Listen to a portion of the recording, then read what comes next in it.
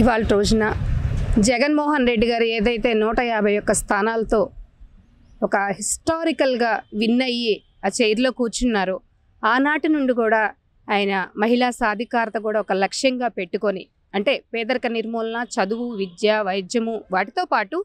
ఒక మహిళా సాధికారత అనే ఒక సిద్ధాంతాన్ని కూడా పెట్టుకొని జగనన్న పరిపాలిస్తూ ఉన్న విషయం అందరికీ తెలిసిందే. దానిలో భాగంగా ఆయన ఏదైతే మాట ఇచ్చారో ఆ మాట ఇచ్చిన ప్రకారం ఇవాళ 4వ విడత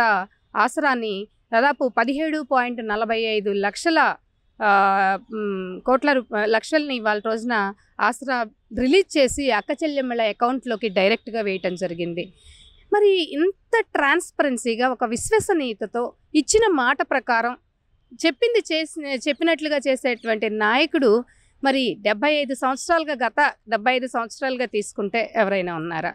మాకు కావాల్సింది ఇవాళ రోజున ఏంటంటే మహిళలకు చెప్పినట్టు, దట్టు మహిళలకు ఉన్నటువంటి సాధికారతకి విలువ ఇవ్వటమే కాకుండా వాళ్ళని ఎంకరేజ్ చేసే దిశగా, ఒక మహిళ అంటే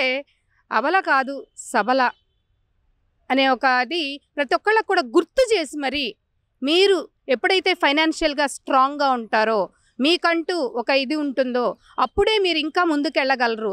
మరీ ముఖ్యంగా అప్పుడే రాష్ట్రాభివృద్ధి కూడా, మహిళను ఎక్కడైతే గౌరవిస్తామో రాష్ట్రాభివృద్ధి కూడా అక్కడే ఉంటుందనే ఉద్దేశంతో ఒక విధంగా మహిళా సాధగా తీసుకుంటే మహిళలకు ఎన్నమ్మా చేయూత కావచ్చు, అలాగే ఎన్నో అమ్మఒడి దగ్గర నుండి తీసుకుంటే, అలాగే ఇళ్ళు కావచ్చు, ఇవాళ రోజున గృహాలు కావచ్చు, అన్నీ కూడా దాదాపు ఇవాళ రోజున అక్క చెల్లెమ్మలకి ఎంత చేస్తూ ఉన్నారో, మహిళా సాధికారతతో ముందుకు ఎలా వెళ్తూ ఉన్నారో వాళ్ళ రోజున చెప్పడం కాదు, చేసి చూపించినటువంటి ఏకైక వ్యక్తి మన జగనన్న అని చెప్పుకోవటంలో ఎలాంటి సందేహం కూడా లేదండి. కాబట్టి వాళ్ళ రోజున మా అక్క చెల్లెల అందరం కూడా ఒకటే అనుకుంటా ఉన్నాం. ఏవైతే మా హక్కులు ఉన్నాయో మాకు గుర్తు చేసి మరి మాకు ఎంకరేజ్ చేస్తూ ఉన్నారో, కాబట్టి ప్రతి ఒక్క మహిళ కూడా రాబోయే ఎలక్షన్స్లో ఏదైతే ఒక 50-60 రోజుల్లో ఎలక్షన్స్ ఉన్నాయో ఆ ఎలక్షన్స్లో ఓటుని ఒక బాధ్యతగా తీసుకొని నడుం బిగించి మరీ కూడా జగనన్నకు మేమందరం కూడా సిద్ధంగా ఉన్నాము అని చెప్పేసి మహిళలను కూడా చెప్పడం జరుగుతూ ఉందమ్మా. ఇంతకన్నా నిజం చెప్పాలంటే ఇంకా ఇప్పుడు మేము కనుక మళ్ళీ జగనన్నను గెలిపించుకోకపోతే మాకున్నటువంటి హక్కులు మళ్ళీ కూడా మటుమాయమైపోయేటువంటి పరిస్థితి ఉంది. కాబట్టి